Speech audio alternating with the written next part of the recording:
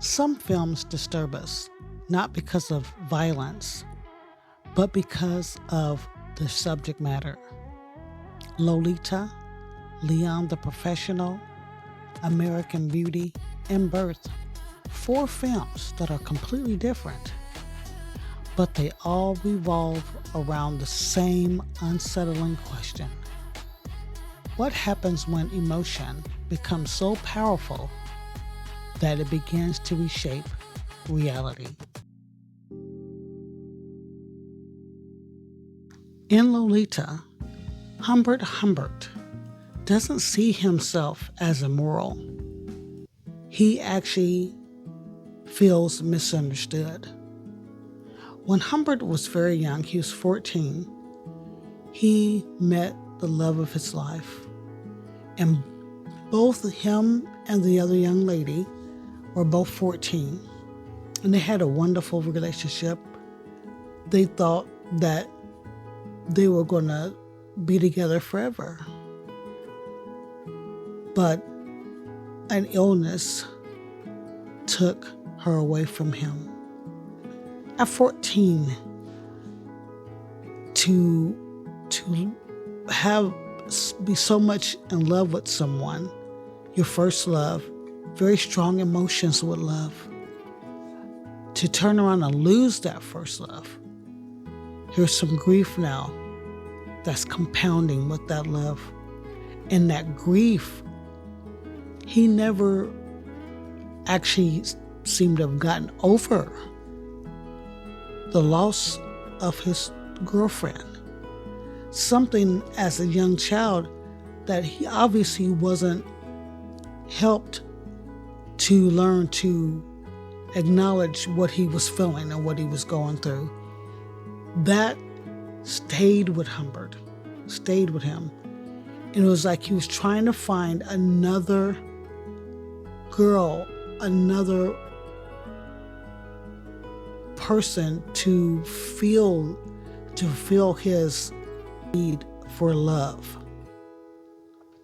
So much so that he used rationalization to kind of protect himself and to project his desires onto another person. And that person just happened to be Dolores Hayes, who was very alluring, very flirtatious, but also a child. Humbert was so enamored with her that he even married her mother just so he could be near her at all times. Very disturbing, very it was just horrible. Just not something that a rational person would even have thought to do. Lolita enjoyed the attention that Humbert was giving her. And she did things that she wouldn't typically see a young girl do. She was very worldly for her age. She smoked, she ran with young men, and that she told Humbert that she had been with other boys. So she was experienced at the age of 14. Well, I'm saying she's 14. In the movie, that's what it appears for her to be. The book, she's supposed to be 12, which is horrible. This is horrible. Very disturbing when I think about the movie. But in reality, I witnessed plenty of 12, 13, 14-year-olds lying about their age, saying they're 18, saying they're 15, saying that they're older than what they actually are to try to be with an older man. We've seen it throughout history. There's songs that are very much talking about being with a younger teenage girl. Don't Stand So Close to Me by the Police is one of them. We see different couples. I can name a few. Woody Allen and Sun Yi, which is very much similar to Lolita, very much similar to the movie. We have R. Kelly and Aaliyah.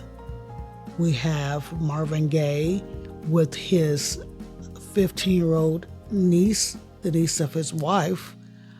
And then his last wife, she was 17. He was 34.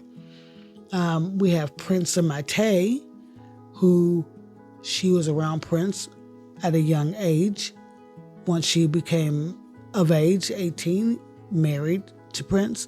So we've seen this. We've seen levels of it. And we've seen a lot. Elvis Presley and Priscilla.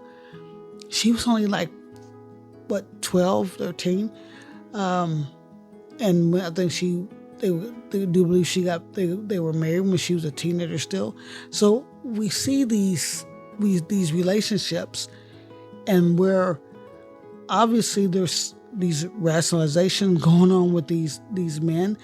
Some of these girls actually look up to these men or have crushes on these men, and they think that that's what they want to be. They want to be this mature woman, even though they're still children. What's so disturbing with Lolita, though, is that we're getting the story from Humbert's mind. We're in his psyche. We see what he is kind of thinking, what he's feeling. He's the narrative. He's the narrator. We don't know really what Lolita's thinking. We're seeing Lolita from Humbert's eyes. So there's a lot to kind of try to unpack with that. What was reality? What was Humbert's rationalization that we're looking at? And what was Lolita actually thinking? Leon is totally different from how Humbert is, how Lester is, and even Anna from birth, as you'll see. Leon kind of got thrust into Matilda's world. Matilda's family had been taken out by corrupt police officers, and she happened to be Leon's neighbor. So Matilda comes to Leon for help, and I have, I'm a professional. I have it on Laserdisc and DVD. I will be getting on Blu-ray or 4K Blu-ray when they do have it, when they come available. So I rewatched the film again because I loved it. I've always enjoyed the film, but it's still quite disturbing. And it's such a sad and emotional movie. Leon, the professional, is much more emotional than any of these films on this list. You care about Leon. He's not the smartest person. He's a little slower. Some of it is because he did come over as a young man from Italy, and he wasn't good with English, and he didn't know very much when he came over. And he followed his father's footsteps as an assassin working for this man his father was working for. So Leon is pretty much kind of childlike, even though the job he does makes him do things that, of course, a child wouldn't be doing. But Matilda's like Lolita, very worldly, smoking cigarettes, hanging out. She's only, I think, 12 years old. She lies to Leon, tells him she's 18. That's how you know Leon is not all there, because he believes her. But I don't think he truly believes her. He wants to believe her because he doesn't really want this child with him. But Matilda tries to flirt with Leon. She tries to make herself be more adult than what she is. She tries to make him sleep with her in the bed, and he feels so uncomfortable doing it. She puts on a little outfit, dancing like Marilyn Monroe and makeup, and Leon is very uncomfortable with her doing that, and he tells her to stop. But as you see, as the movie progresses on, the more they're together, she wants to pursue a romantic relationship with Leon. She even tells him that she loves him very much, but Leon tells her, no, we can't do this. You can't love me. You can't, it's not right. But because he had a relationship before he left his country with the girl that he was not allowed to be with, someone of his own age. So he doesn't see Matilda in that way, and he probably would never see her that way. You know, who knows, maybe when she became an adult, it could have been a relationship, but he didn't want a relationship. And he laid down his life to protect this little girl. All he wanted to do was protect Matilda, not to have a relationship. So that's where we take Leon, and he's actually outside of what the others in these other films are like. For Leon, since he's all alone, no family, Matilda is a substitution for a family. She is his emotional substitution. And that's what we see with Leon, the professional, in his relationship with Matilda. At this point, these four films might not even seem related. One is about obsession. The other one is about trauma. But when you add American Beauty and Birth, things seem much stranger, and things, actually everything begins to merge together where you kind of understand what the connections are. In every one of these stories, the central relationship is not driven by reality, it's driven by interpretation. Humbert doesn't see Lolita, he sees a fantasy. Leon doesn't fully understand Matilda, but he experiences a connection. Lester doesn't desire Angela, he desires to be youthful. And in Birth, that's the strangest of all. Anna is not even responding to a person at all. She's responding to a belief, which means something deeply unsettling. None of these relationships are really about the other person. They're about what the mind needs them to be. Lester Berman is a middle-aged man in an unhappy marriage with a daughter who could care less about either him or his wife. In fact, she doesn't like either one of her parents. And he just feels that his life is stagnant. It's not going anywhere. He longs for those youthful days that he used to have. He longs for the wife that he used to have that was so fun and she was spontaneous. She now was this corporate, this real estate agent that was always so uptight and serious. And she didn't really want to be intimate with Lester. So he takes it upon himself to create this fantasy with his daughter's best friend, Angela. He fantasizes about her. He goes into this regression, and he sees his life with Angela and that he could be happy with this younger woman. He finds out that his wife is cheating on him with another real estate agent.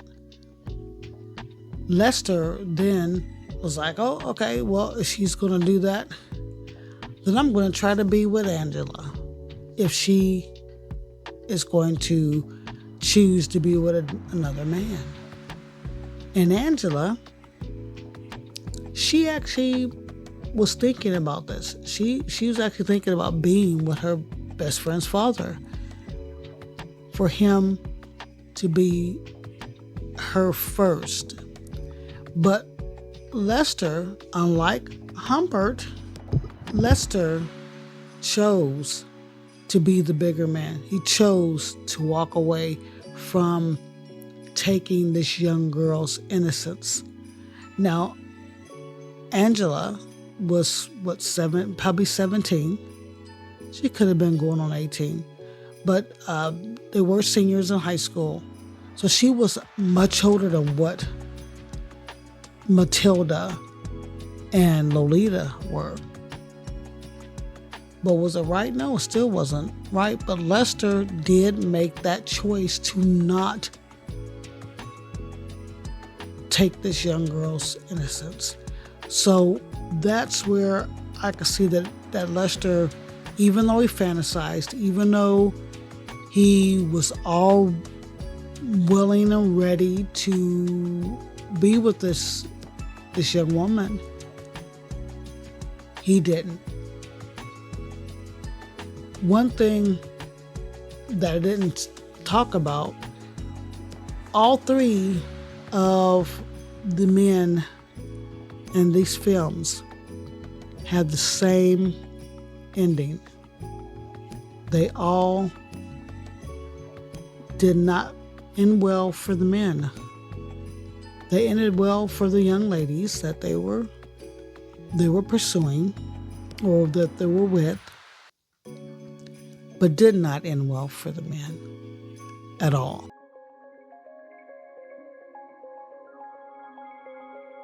Birth takes this pattern in a totally different direction.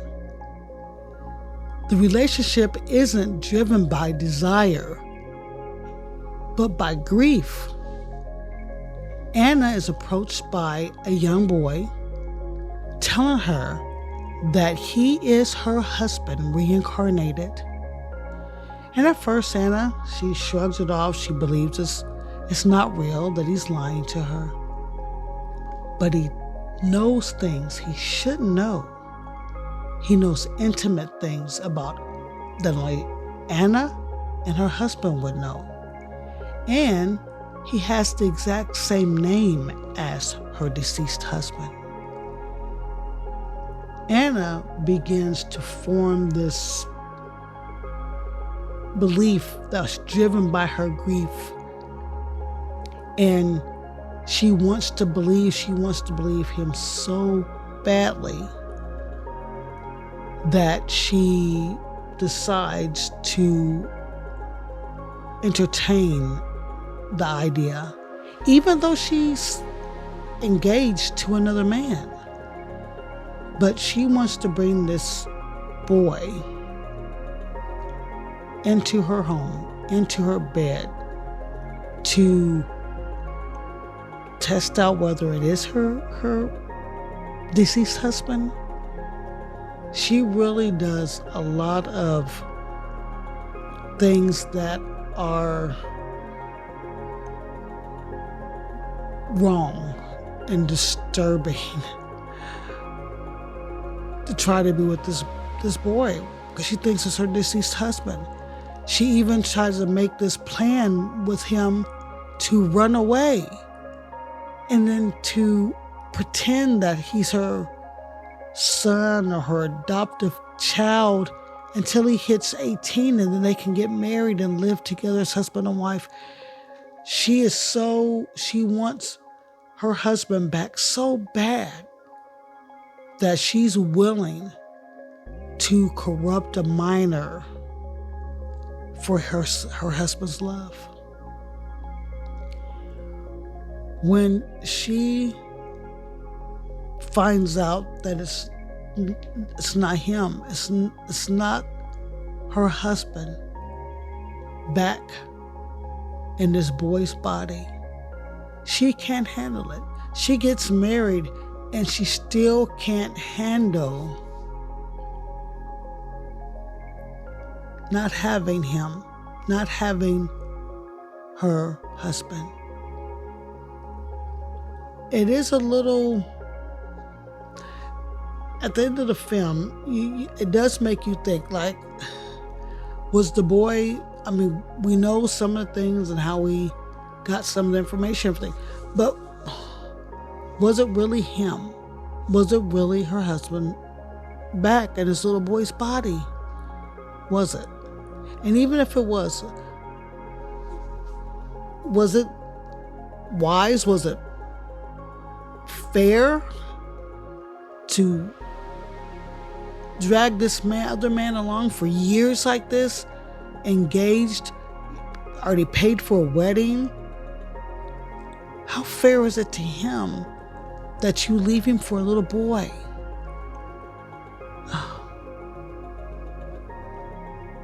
I don't know. I don't know how I would feel or how I would deal with something like that. If someone I love so much as my husband, if they had died and somebody came to me and said, hey, and know all this stuff, everything,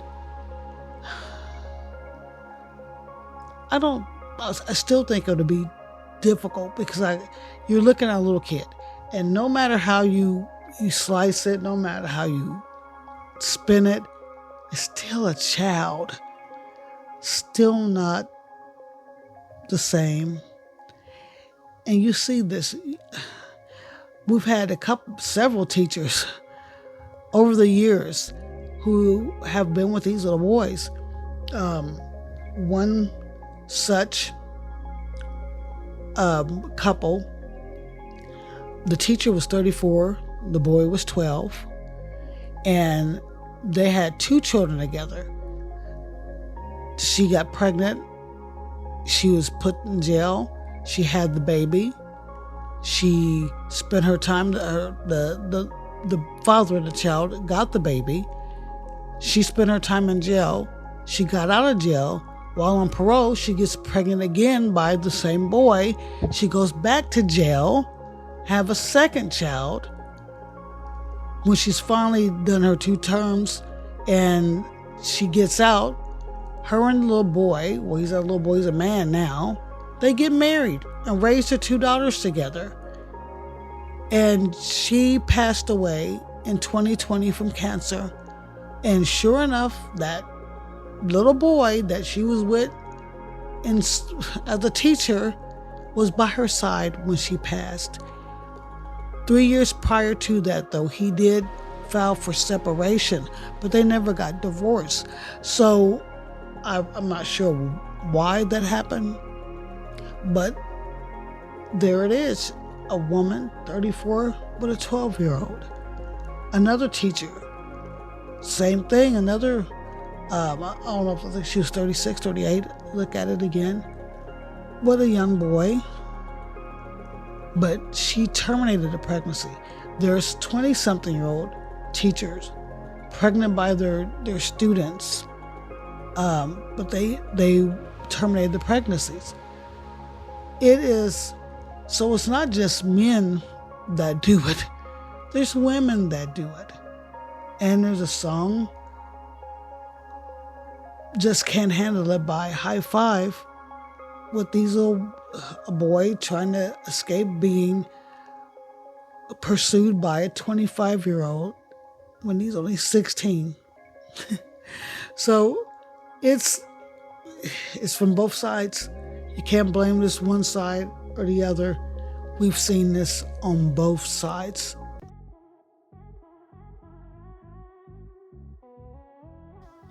When you place these films together, the pattern becomes clear.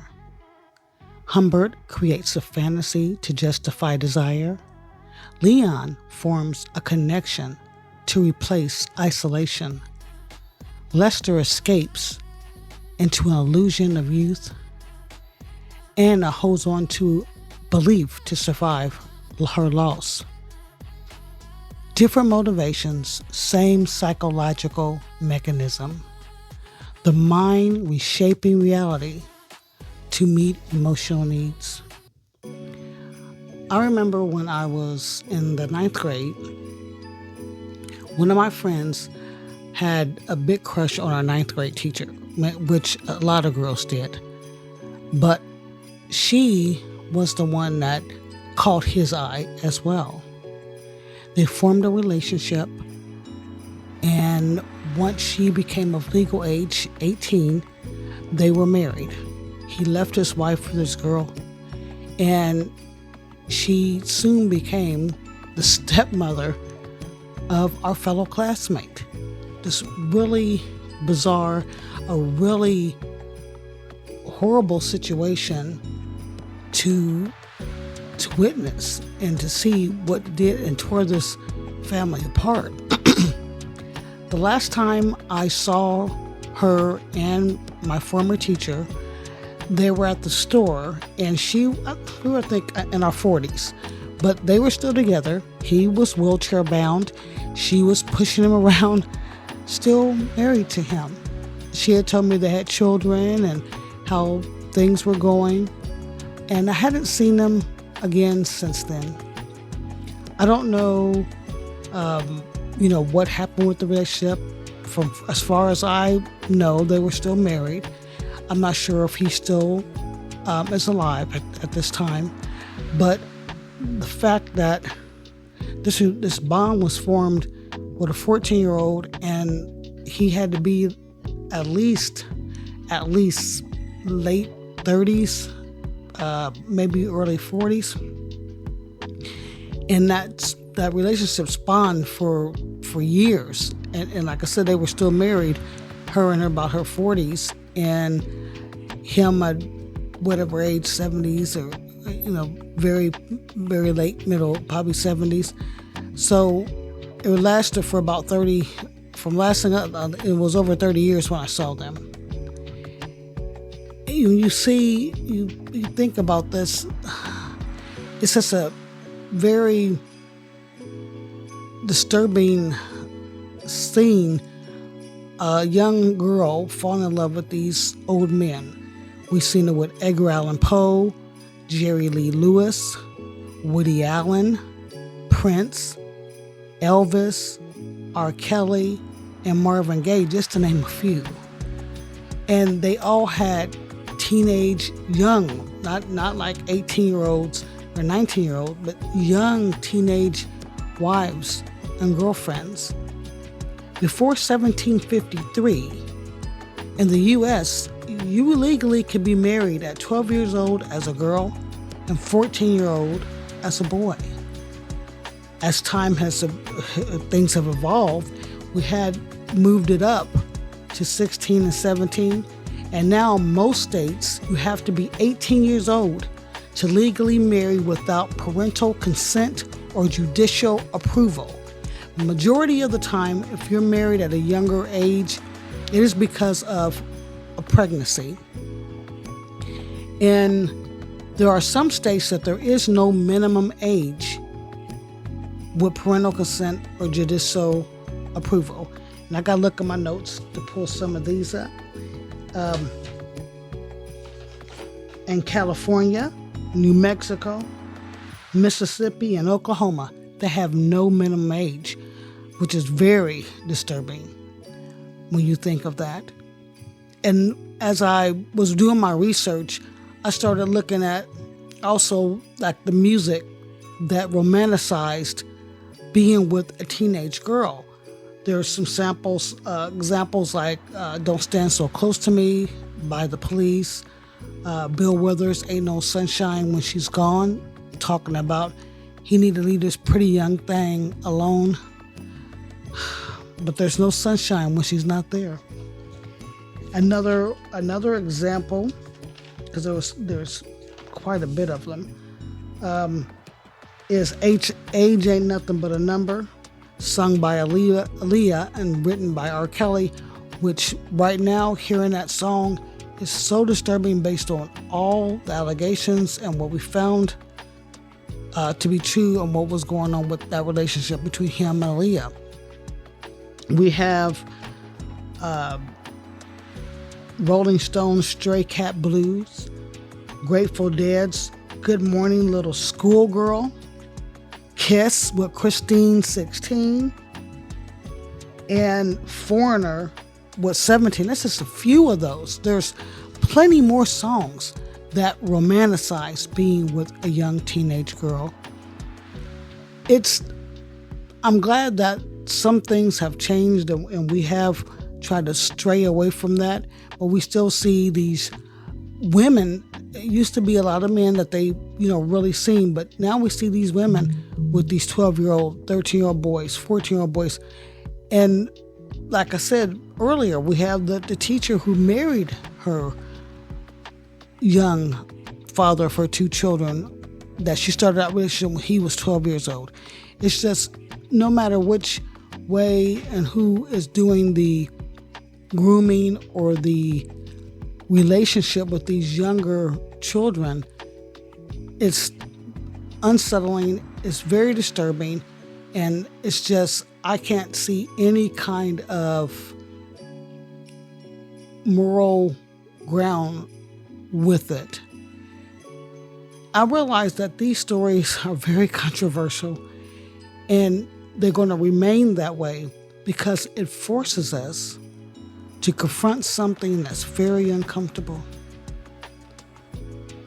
Our mind is very skilled at justifying what we want to believe, to making a reality from something that is your own rationalization. You feel that it's real. Obsession can disguise itself as love. Loneliness can disguise itself as connection. Fantasy disguises itself as meaning. And grief can make you ignore all facts. But when the illusion fades, what's left? The only thing that's left is the truth about the person who believed it. And that truth can be far more disturbing than the story itself. I want to thank you again for going along this journey with me on this episode. I know it's very disturbing. I know it's not an easy topic or subject to deal with and to listen to. And if you haven't seen my Psychology of Louis Batiste from East Bayou, the link is going to be here or there on this video. Take a look at that one and look forward to this next episode in this series where we're going to look at grief and love and how love will transcend through time. Thank you for being with me and watching this video. Remember to subscribe and share and like, and more comment, like give me a comment on like how did you feel about these movies and what do you think about this whole situation with the young females and these older men, or even the young boys and the older women. Let me know if I missed anything, or if you think I should have added a different movie or more movies, or maybe I should have added other examples. let me know in the comments. I'll be sure to read them and respond back. Thank you again for being a viewer of my channel, and I look forward to seeing you in the next one.